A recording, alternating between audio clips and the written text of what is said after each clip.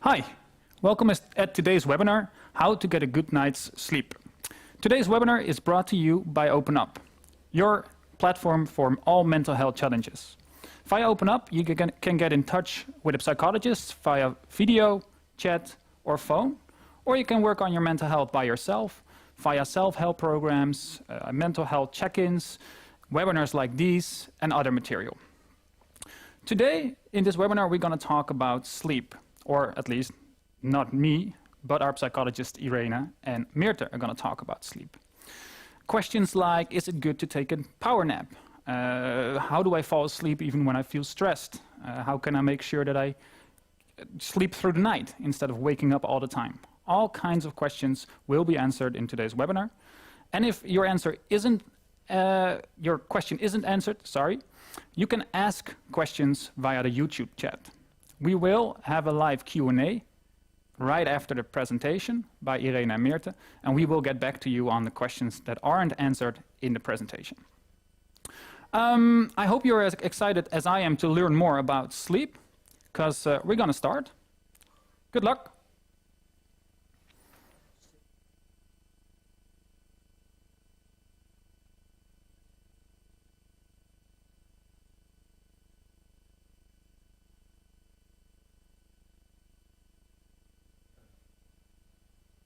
Very welcome, everybody. So, since time immemorial, people have been fascinated by sleep. The Greek and the Roman even gave sleep their own god. The Greek called them hypnos, and the Roman called him somnus. Many years later, we're still fascinated by sleep. Scientists try to understand all the processes. And in an ideal world, we all sleep as a rose every day. But of course, reality bites. Sleep problems exist, and everybody can experience them. But good news. Hofmann, a Dutch sleep scientist, says is that while 38% of the population sometimes deals with sleeping problems, they often go away on their own. There are many factors that can disturb our sleep. Young children, stressors like work pressure, COVID, climate anxiety. Eus van Zomeren, he is a researcher at the Dutch Sleep Register. He found some really interesting results during COVID. And that is that the good sleepers slept a bit worse during COVID. That was expected. But he found that the bad sleepers slept a bit better during COVID. And he explains that the bad sleepers who in the night deal with stress, like I have to get up early and I have to be in time in my work, felt some relief during the night because there was less stress in the morning. Maybe the alarm was later and they could just slip into a pyjama trousers, sit at the kitchen table and start a Zoom meeting.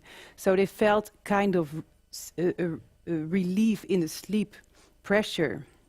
I have to sleep, and that made them feel more relaxed, and so they slept a bit better. In this webinar, we will show you that good sleep is the same as natural sleep.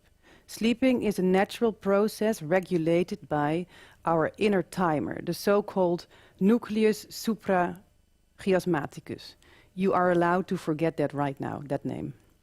This part of the brain controls our circadian rhythm, to which being awake and sleeping belong.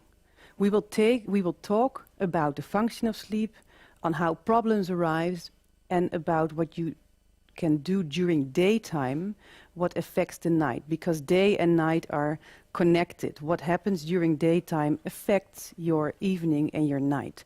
So we have to look at the 24 circadian rhythm. We first will take you into the night, and then we will end in the day. And Irene will talk you through the night.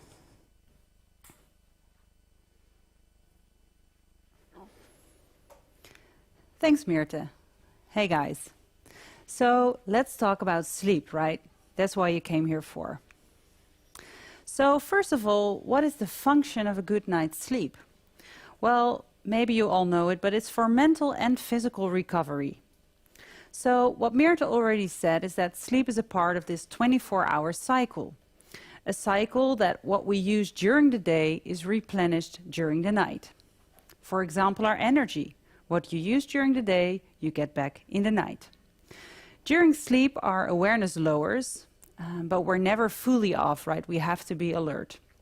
However, at some stages, you are deeper in your consciousness and you're less aware than in other stages. Let's have a look at that. So, our sleep is built up out of multiple cycles, and you go through them a couple of times per night. First of all, you have your light sleep, which contains the non-REM 1 and 2 you can see here at this picture. With non-REM 1, you're in a really light sleep where you can still easily be woken up. It's like your transition from being awake to sleep. During the non-REM 2, you're already going into a little bit of a deeper sleep where you're not woken up by everything anymore, but you can still be quite easily woken up. And then you go into your non-REM 3, which is your deep sleep. When I talk about sleep to a lot of people, they always talk about their deep sleep. We love deep sleep, right? Everyone wants some good deep sleep. So your non-REM 3 is your deep sleep, and this contains about a quarter of your whole sleeping time. In the deep sleep, we really recover, especially our physical body recovers. So our awareness is low, our heart rate is very still, and we recover from the day. So our energy is replenished. After being in non-REM 3, you see that you go up again into your REM sleep, your rapid eye movement sleep. And this is where we think dreaming takes place. Where we dream and where we think that emotional processing takes place. So we really process what happened during the day. As you can see in this picture, we go through a lot of cycles, around 5 every night, and each cycle takes around 90 to 120 minutes. After being through all these stages, it's possible that you wake up again. No problem, you go back into your light sleep and you drift away again. But it is possible, of course, that when you're in your light sleep again, you wake up, maybe because of stress or because you hear something or your partner's snoring. And a lot of people then have difficulty falling back asleep again. If you would let the natural process just carry on, then you would drift away again into another cycle. What is very important to know, and what you really have to understand, is that the first part of your sleep, so let's say the first 5 hours, is called your core sleep. As you can see here in the diagram as well, you see that the first 5 hours contain the most non-REM 3, the most deep sleep, and within that non-REM 3, the emotional and recovery takes place, which is really good for you, so you can move into the day again. A lot of people actually say that 5 hours is too little, right? But when you would be a monk, for instance, in Tibet, 5 hours would be enough because you don't have all these forces from outside, you don't have a telephone, you meditate a lot, right? So there are less stimuli during the day, which make that 5 hours is enough. However, in this Western society where we have all these information beams coming at us every day, we need more. And that's why we have almost 7 to 8 hours a night in which we sort of replenish the energy that we lose. Sometimes people say to me, I sleep 10 hours and I still feel super tired. Well, that is because most of your REM sleep and light sleep is in the end of the night. When you sort of sleep in, so when you lay in bed for longer hours, you don't get more deep sleep, but what you do get is more REM sleep. That's also at least what I have when I sleep in on a Saturday. I get all these weird dreams and I wake up and I fall asleep and I dream and I wake up. That is because the REM sleep and the light sleep is then most prominent. REM sleep is actually quite exhausting because you have all these brain stimulation, your brain activity is quite high, so that is why you feel more tired.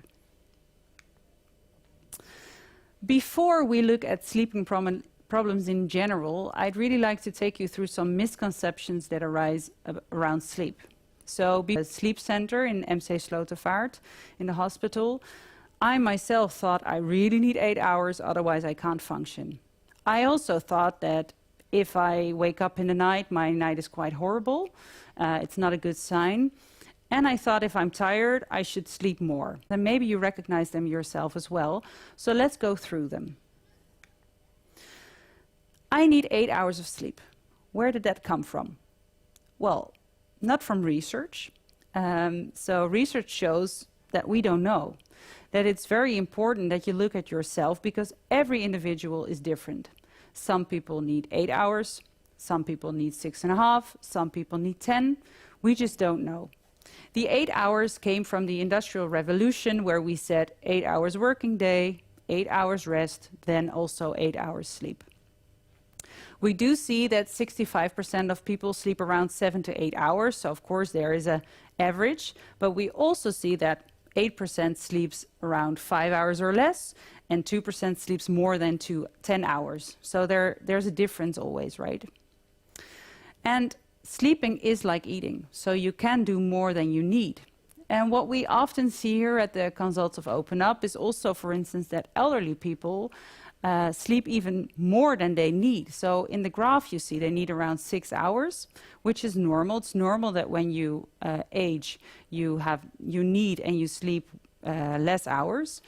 But what we see is that they think they still need 8 hours. So then 6 hours all of a sudden is too little, right? Well, actually it's enough. So look at yourself, look at what you need, and stay focused on that. Another misconception is that you're tired and that we think we don't sleep well and I should sleep more. And I just read a book by Dr. van der Laar. He's a Dutch sleep expert. And in his book, he wrote that there's a big difference between being sleepy and being tired. But a lot of people are tired and they link this to their sleep, so they think I must sleep more. But the difference is very important. Being sleepy means that you have a lot of sleep pressure. So your eyes almost fall closed. As soon as you hit your pillow, you're gone. Maybe when you're in the couch, you fall asleep. That's called sleep pressure. And sleep pressure leads to being sleepy. And when you're being sleepy, you need to go to bed.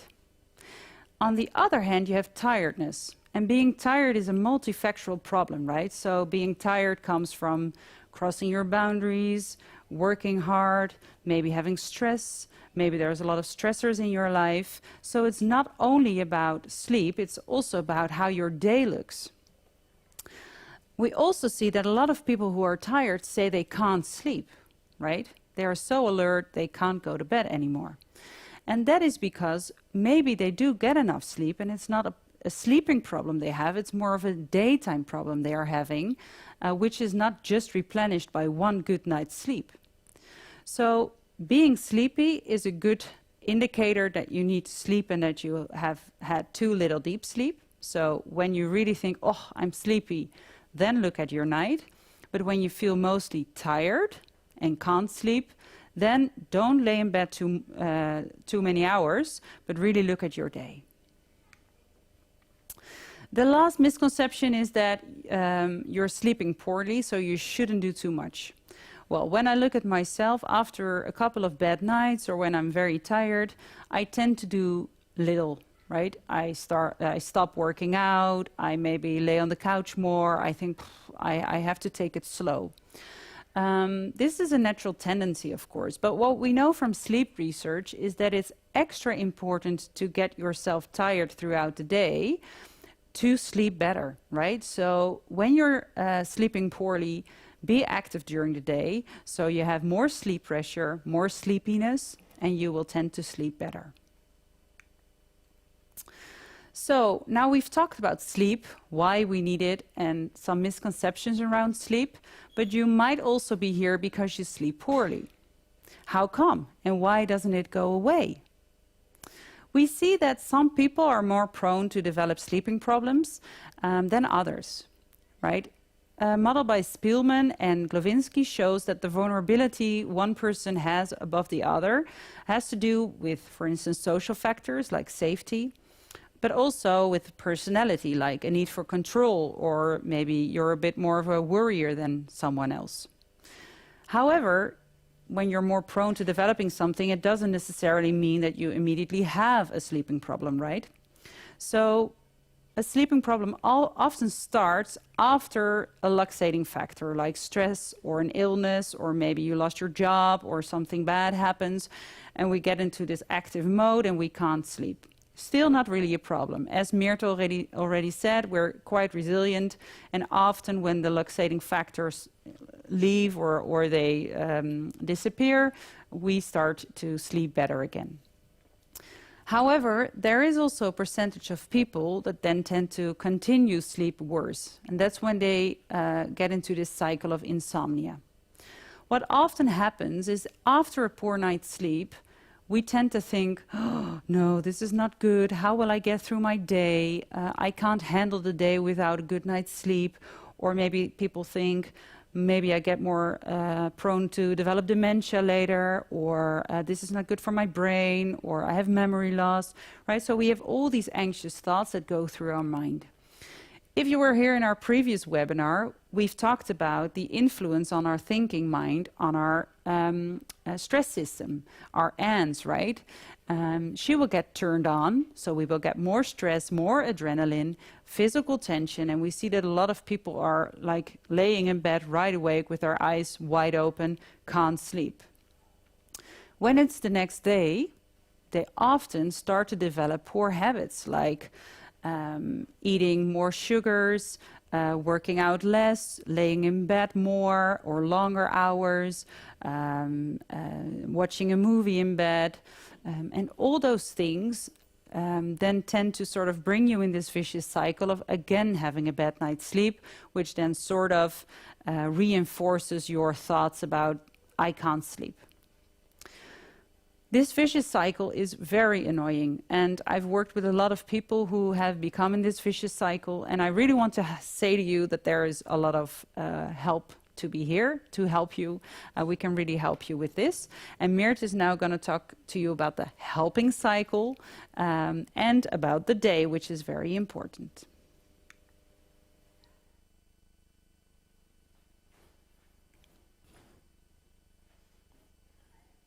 So it's time to break the circle, the vicious circle of a bad night's sleep, with the question how to become a natural sleeper again. Worrying, having physical tension, and having compensating dysfunctional behavior, which compensates your poor night's sleep, immediately leads to a next poor night's sleep. How can I break this? It's actually quite simple. You need to accept that sleeping problems exist. Don't fight them. You need to get used to healthy habits instead of compensating behavior. And last but not least, you need to get your rhythm right. Acceptance. The very famous cognitive psychologist Carl Rogers, he's American, he lived in the last century, almost all century. He had this very deep quote. He says, when I accept myself just as I am, then I can change. And there's a paradox in here, and that's an interesting one. How can we accept things the way they are? First of all, don't struggle. When you're dealing with poor nights, and many people are really willing to fight against them because we don't want it. But we know that the more you fight, the more pressure you will create. Sleeping is a natural process and you can't control it. So what you do want to do is you lie awake and you accept the thoughts that pop up. And by doing that, you remove some of the obstacles that keep you from a natural sleep.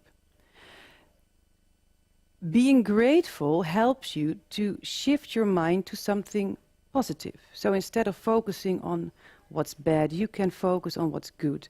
And there are always everyday things to think that were positive, things that you were grateful for. For example, I was in time at my work, or I made this deadline, or some colleague was really kind to me, or there was a little bit of sun today. Well, I can, and so forth and so forth. Come in a positive mental state that eases you, and then natural sleep is closer by. Last one is the diffusing of thoughts. Irene already had some examples. Oh no, I can't sleep, tomorrow will be a disaster, and I can't function, and I will look horrible, and I will cry all day, or my irritability will be extremely high. When you are in these thoughts, you keep the stress going. Acceptance and commitment therapy is learning us a very helpful tool, which is the diffusing of thought, which helps you to relate differently to your thoughts. I will lead you through the steps. So I already told you some of the thoughts we all have. It's horrible. If I don't sleep, I can't perform. Tomorrow will be a disaster.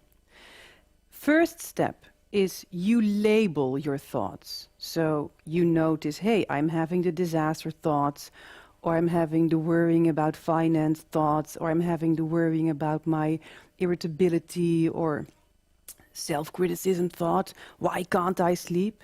So you label them.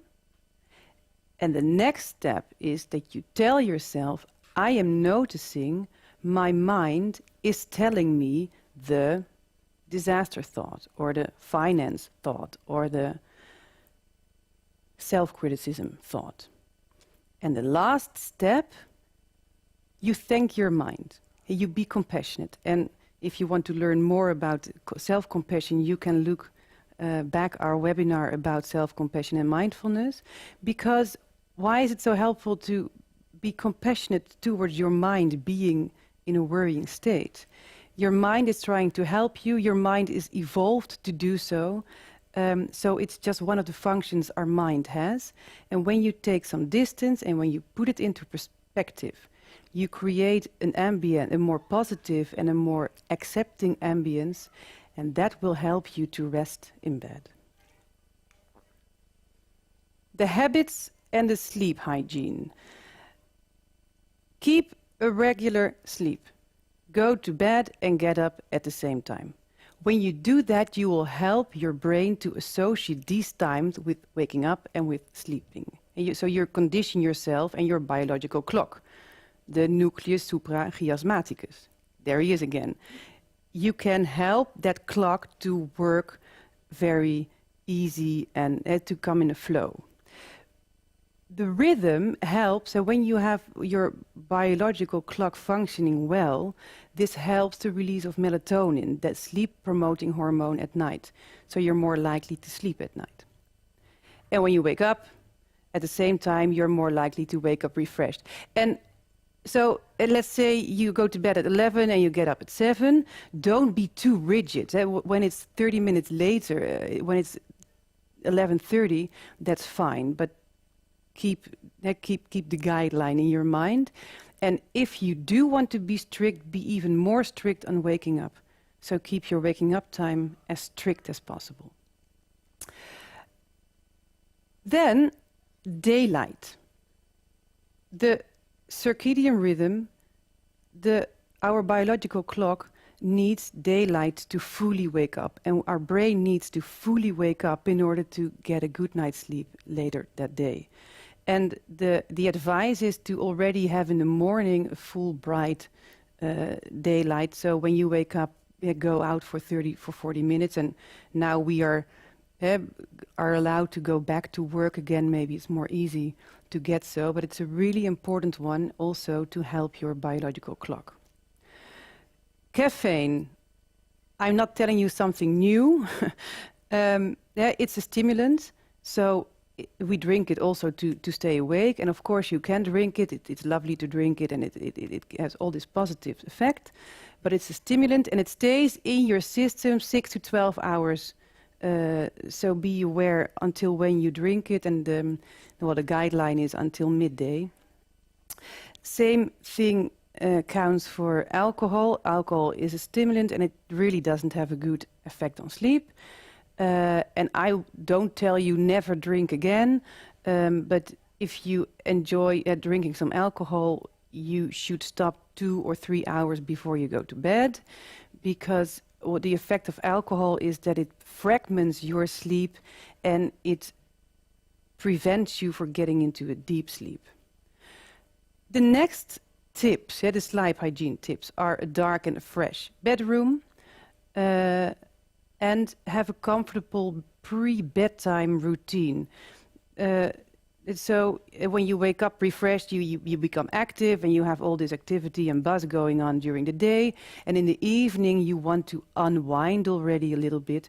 And rituals help. And you do that with your children.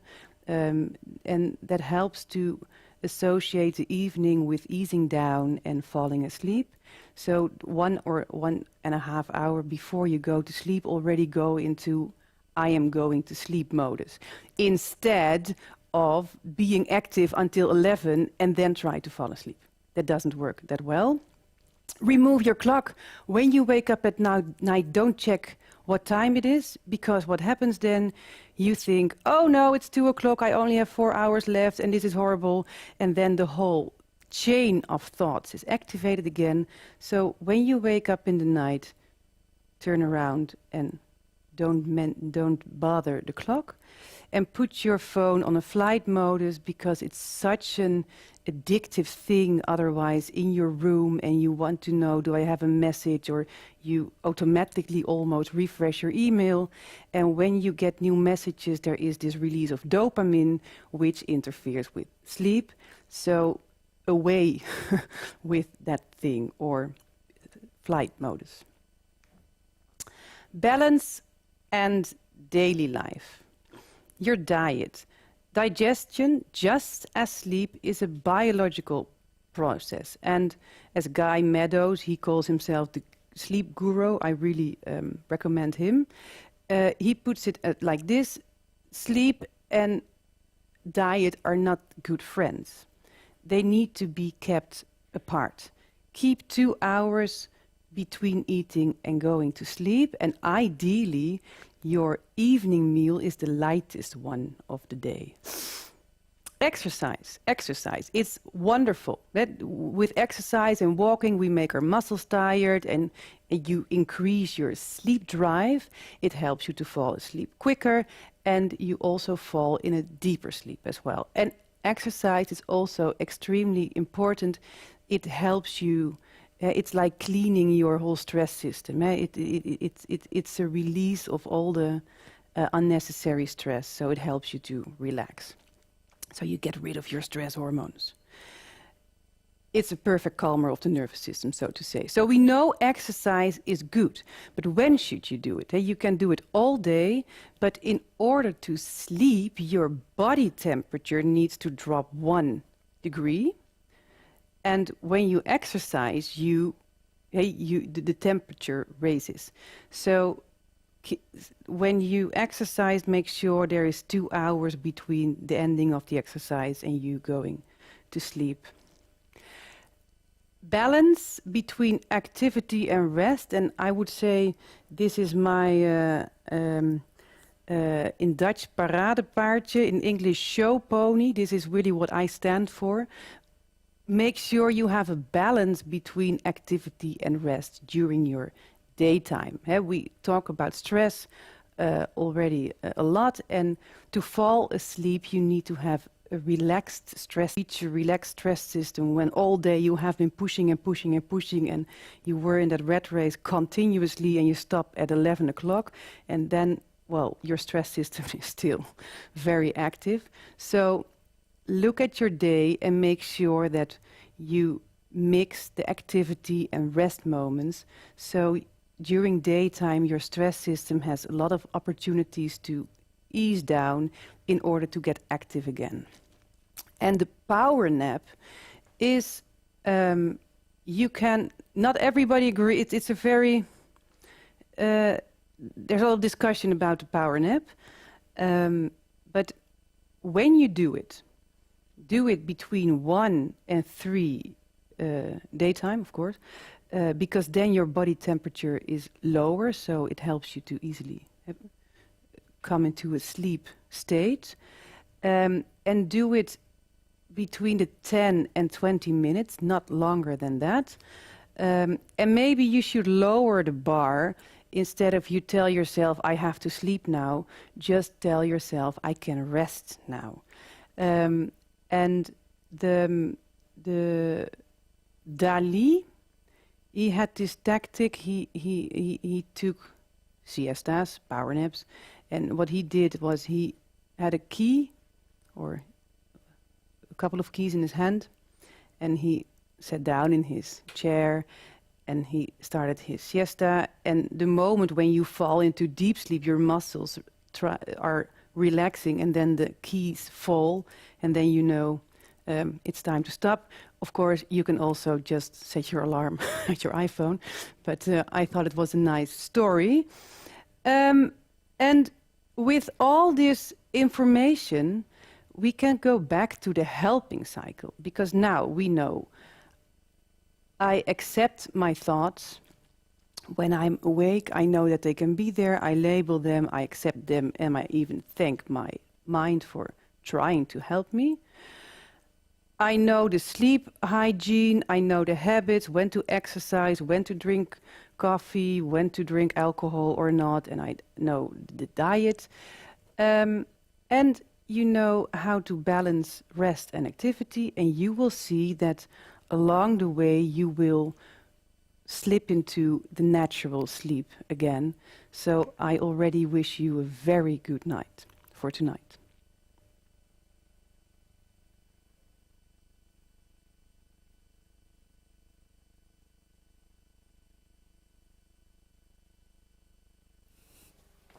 Oh yeah.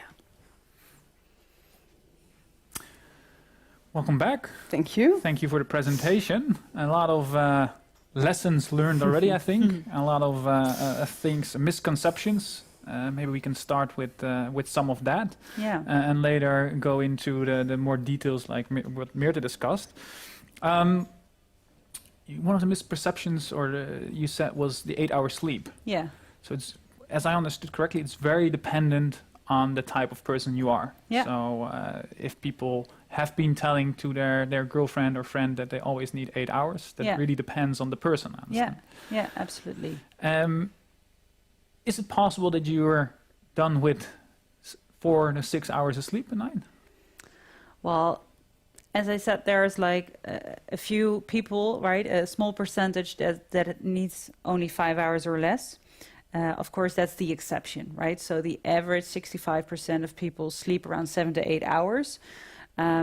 But I think the most important thing is that if we really hold on to this, I have to sleep the 8 hours, then what often happens is that we think we haven't slept enough because we didn't hit that 8-hour mark, whilst actually our body is fine with 7.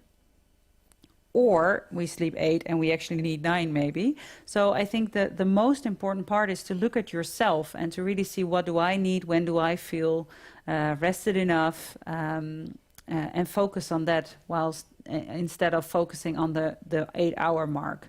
That only gives you stress and gets you into this vicious circle quicker. Yeah, so it's actually a mental game as well, almost. Exactly. One of the questions that we got was about the fact that I'm going to just ask them both, because I don't fully understand what way she or he was going, but why does it feel like you've been on all night if you've only slept 2 hours? So what I understand from this question is maybe she feels even, or he feels more tired after sleeping 2 hours. If I understand correctly, so feel tired after sleeping 2 hours in the night. Yeah. Yeah.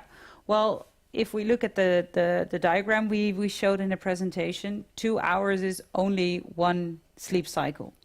So it's very well possible that this person doesn't need 2 hours. The average is 8, so 2 hours is then way too little.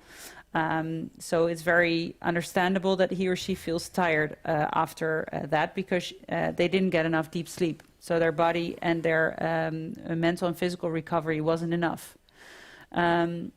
I can also understand that maybe the person meant it, you said you don't know how they meant it? Maybe she meant it or he meant it the other way around. That she or he slept 2 hours and actually feels quite okay. Like replenished. Yeah.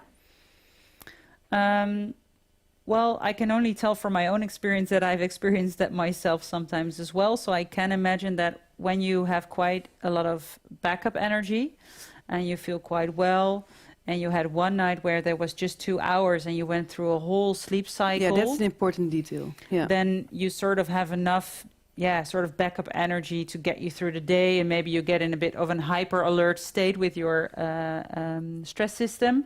And that gives you adrenaline, you wake up and you feel like you're on top of the mountain, but probably, well, at least for me, that works that way, that then the day after I feel really tired. But it's very important that you go through the whole sleep cycle, because if you wake up during your deep sleep, you will feel very disoriented and you think, what happened? But if you sort of use the sleep cycle to wake up at the light sleep again after you've dreamt, then you sort of feel okay-ish because you went through the whole thing. Clear? Yeah. There's also a question about sleeping apps, and maybe we can jump on the light and the heavy sleep here as well, because I know that there are sleeping apps that set the alarm in a way that it wakes you up in when you're in light sleep, which is mostly done by heartbeat, I think. Yeah, I think so. What are your thoughts on using apps like these? Yeah, I looked to Irene. You told me a bit about that already. Yeah, so in the when I worked at the sleep center in the hospital, the somnologists, I don't know if I say it correctly in English, but they're a bit hesitant. So what we saw was that a lot of people use like a Fitbit or maybe their Apple Watch, and then get really focused on their sleep, like, my app showed me I wake up 50 times, that's not good, or I didn't have enough light sleep or deep sleep, and they get all these thoughts around it and can get into this vicious circle. So it's okay to sort of use it a little bit, but not get too much into it, like you need to control your sleep, because what we did see in the sleep center is that real sleep gets measured with an EEG, which is with your brain waves. So that does a lot more than heartbeat. Research also doesn't really show conclusive evidence that heartbeat is a good sign of sleep. So it's not been tested yet enough, or the results didn't show that way. And what we often saw was that people, for instance, thought they had a very bad sleep, right? So we always asked their subjective feeling about their night after being with an EEG, and the EEG itself showed quite a good night.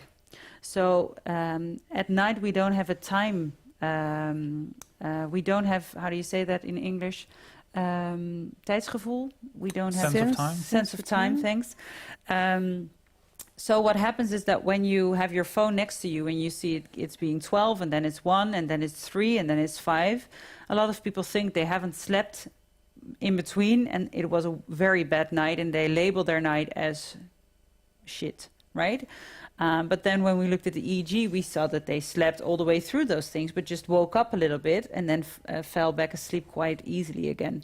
So with all those apps, they really influence your subjective experience of sleep, and that's almost the biggest factor to get into the vicious circle. Yeah, so it can be counterproductive. Yeah. So if somebody asks, should I use an app? Your first response is? My first response is no. Yeah. No, because you want to,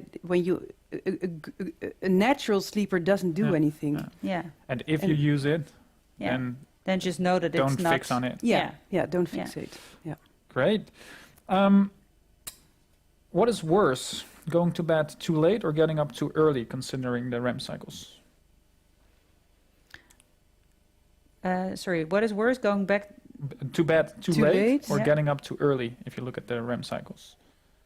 Is there I can imagine that, is there a ideal time to make sure that you fall asleep easily and wake up at the right stage of the cycle? Well, if we look at rhythm, what we spoke about is then it's best to wake up at the same time. So even though you go to bed late, it's better to wake up at 7, for instance, and not change that too much. Also, in the beginning of your night, you have the most deep sleep, of course. But I think if it happens once, What would you say, I think? But for that, when you have the most deep sleep in the beginning of the night, you could say go to bed in time and then wake up earlier than you should, because then you have you had the biggest chance on deep sleep. Yeah. Yeah, so there's two aspects. Yeah. You have rhythm Yeah. and waking up at the same time as much as you can. Yeah. And if you look at the cycles, at the beginning of the night, you have the more deep sleep. So, Yeah. all right, thank you. There's a question about sleeping when you're a parent. I think, Meerte, you have kids, so maybe you're the right one to ask. Let me find the right question. The question is, I occasionally have a bad night of sleep because my kids also have a bad night's sleep. So is there anything that tips that you have? First of all, I want to say I know what you feel. I'm in there too. And then, many questions arise already. How old are the children? And do they just wake up a little bit and can you fall asleep quite easily? Or is it a lot of crying? What's going on? So if you want, we can talk about it later. But the rituals, so again, the having a really regular schedule is helpful, and for children as well as for grown-ups, the rituals are so important. So when the evening is, let's say the evening starts at 6 already, and when you then already in the back of your head start with going to sleep and you eat together and then there's bath time and reading and maybe singing some songs, that you can see if the rituals contribute enough to going to sleep. But of course, when there is a baby and the baby needs to eat every 3 or 4 hours, or there's a crying baby, you have a completely different situation. And then unfortunately, I don't have any tips now to give. But so what you're basically saying, not everything can be solved with just one rhythm answer. And you also said if this person feels the need to go into more detail, she can get in touch with us for a one-on-one consultation. So you can ask the right questions to see where things happen. Also, a lot of questions arise around night shifts and around menopause. I think we've discussed these types of questions beforehand. It's sort of similar.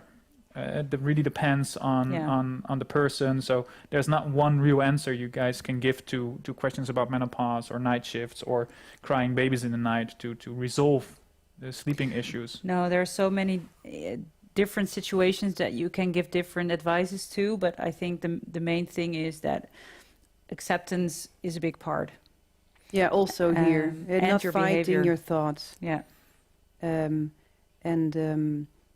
the menopause, of course, there is a whole hormonal shift. Process going on in your body, which leads to, for some women, to worse sleep. And Irene and you already discussed, maybe our advice then is to consult some somnologist or your GP when you are dealing with these kind of problems. Yeah. And that also counts for the night shifts. Workers, because obviously you're dealing with a really difficult situation because you work against your circadian rhythm. So we agree that we understand that that's a problem. Yeah. All right. Well, thanks. I think for now that's all we could cover on these topics. A lot of questions also about waking up in the middle of the night, keep dozing. Off and on. Somebody here asks, almost every night I wake up around 3 o'clock. I then keep dozing for a while, but don't really fall back asleep. Only when I really go to the bathroom, so I really wake myself up, or I read a few pages of the book that I'm reading, I fall back asleep again. How can I break a pattern like this? And there's more people that ask questions about waking up in the middle of the night and falling back asleep again, but maybe there is a misconception too here, and I give it to you. I was already trying to say this is she or he is doing the right thing. So it is about getting out of bed. When you're awake for like 15 minutes and you can't go back, we see that a lot of people start worrying like, oh, I can't sleep, this is not good. So it is good actually to get out of bed. I do that myself as well. Get out of bed, go to the toilet, maybe drink a sip of water, maybe sit with a magazine for a little bit. And as soon as you feel you get sleepy again, then you go back to bed. And there's not a problem at all. So again, a misconception that it's strange or not good for waking up in the night. It's very normal. And especially when we get older, it's normal that you wake up a few times a night, that you lay awake for a couple of minutes, and then you fall back asleep again. So I think also rest assured that it's normal, because what we often see happening is that people have a judgment around being awake. They think, oh, I don't want this, why is this happening? And then we come to what you've told. Just accept it. It's normal. It's part of sleep. Maybe when you were younger, you had it less. That's normal again. When you get older, it's more normal. And just get out, try it again, and you'll be fine. So accepting is a big part. Yeah, and really knowing that it's all in the game, waking Yeah. up. It's part. Yeah, Yeah. it's part of the game. It's okay to actually take some time to fall back Yeah, asleep again yeah, by and going read to the a book bathroom is, or reading a book. Yeah. Yeah. Good. And how does that work when there's a question here about insomnia whenever there's an important event the next day. Mm-hmm. So I suffer from insomnia whenever there's an important event the day after. Just the thought of not being able to fall asleep keeps me actually awake all night. Yeah. And a remedy for this? Yeah, so when there is a crisis kind of situation, you see that people sleep less good, and an event, how wonderful it is. It's excitement, so there is more adrenaline involved. Yeah. And of course we don't want to repeat ourselves continuously, but here again to accept that this is the situation right now, and that's But okay. does, for example, a breathing exercise help in a situation like that? Is there something you can do, an exercise or something to counting? We all know the counting sheeps. Does that actually work in a situation like this? Or Yeah, well, I think what Meert is, I agree on what Meert is saying, that positive stress or negative stress both get you active and make stress or sleep more difficult because you're a bit stressed. So, of course, stop working before going to bed. Yoga nidra, a breathing exercise can all calm you down. What you can also try is write it off. So if you have an important event, make sure you've written all the things you're worrying about in a notebook, so you can tell yourself, it's on paper, I don't need to deal with this right now. So getting yourself calm, making sure you don't do too much right before bedtime are all really important and good, of course. But then if it doesn't work, don't get yourself worked up around it doesn't work. Just think, okay, I'm at least resting. You have enough in your backpack on energy to deal with the day. You will get adrenaline probably, so you'll be fine. And I think what we often see... Your release, or your unwinding of the day is the same. When there is this big event, when I think about myself, the chance is quite big that I have planned, I have to do this and this and this tonight, or I have to prepare. So maybe your unwinding time is a bit shorter than it usually is. So if you can maybe challenge yourself by being as strict as always in today at 6 I stop with working and I have my normal routine, although I have a 500,000 people event tomorrow. great. Yeah. And also maybe reading a little bit to get your mind off the things. Yeah. I think are all Yeah. examples of things Yeah. that can work. Yeah, exactly.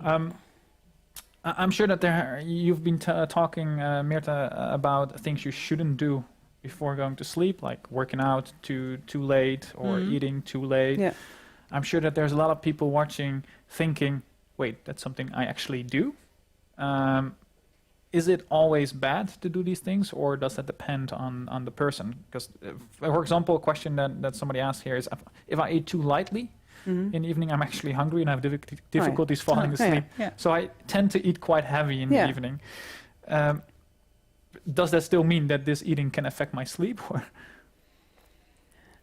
Well, to be honest, I don't know. When your stomach is being hungry is not a good sign, because hunger overrules sleepiness. So Yeah. so don't eat too little. No. No. And if that for you means that you don't eat light, but you eat as well all right. normal, I think that's fine. I think also the funny thing with this is that do whatever you do, what works for you, as long as you have a good night's sleep, right? So the advices we also give here are for people that sleep poor, to have a look at those aspects in their life to see if changing that helps. So it's not sort of this golden standard that you have to follow. Mhm. If you don't have a problem sleeping, please continue doing what you're doing, of course, right? So if you are sleeping like a rose after working out for 2 hours and you fall asleep and that works for you, please do so. But as soon as you have problems, then these things can help you. Yeah, and then if you get hungry, that Yeah, is something. then- hunger overrules Yeah, sleep. exactly. So So we that's want to not the avoid that solution. situation. Then Yeah. eat. Perfect. How about supplements such as melatonin, CBD? You have something to say about that? At the hospital, the answer is don't do it. Yeah. So melatonin can really help for certain sleep disorders. But when we just look at insomnia, and there's no physiological problem, there's no real sleep disorder more than chronic insomnia, we wouldn't say that you take melatonin, because again, melatonin is just a habit. Then you think, when I take melatonin, I will sleep. And if you don't do it, then you think, I can't sleep. So then again, you have this misconception. So I would really advise against it. It's not dangerous. So yeah, I'm not going to say you can't try it. But what we see is that all these new behaviors all lead to all these links in your brain thinking, I need melatonin, I need my CBD, I need to do my breathing exercise, and after that I need to write in my journal, and then I can fall asleep. Then you get all these pressure that builds around your sleep, whilst actually people who just are natural sleepers, they just go to bed, right? So don't do too much. Yeah. Yeah. Yeah. So I'm getting a few things out of this. That's, if you're a good sleeper, don't change anything. Yeah. Only start to work with rhythms before you go to bed, when you actually experience some sort of bad sleep. And at the same time, don't create too much different types of things you need to do before going to bed. Because No, so what we're saying here is we try to help to get some obstacles out of the way, Okay. which block you for getting into a natural sleep. Yeah. Instead of do this and do this and do this. Yeah. Because then it's you all get control. Yeah, and because and we can't control sleep, but we can do something about the circumstances. Yeah, actually, you should see sleep as this little bird, right? If sleep is the little bird and you want to sort of pet it and you want to chase it and you want to catch it, the more you do your job to sort of do this, well, what's the bird going to do? It's going to fly off, right? Whilst when you sort of be gentle to the bird and let it sit where it is and come closer and just look at it and be nice, then that's the same with sleep again. Maybe it will stay there, right? So don't do too much and try to catch your sleep. Just be gentle. I think that's a great example to finish I this agree. off with. Yeah. Can you compensate sleeping more the next night if you didn't get enough sleep the night before? Keep a regular sleep. So go to bed at the same time. So As you then the always answer do. is no. Yeah. You can no, catch up on no lost research sleep. shows that you can't No. sort of catch up. No, although it's very tempting, and maybe on the short run you feel it helped, but it doesn't help you to get into the natural sleep rhythm. No. Great. I'm just seeing what other questions we have, because there's a lot been answered already.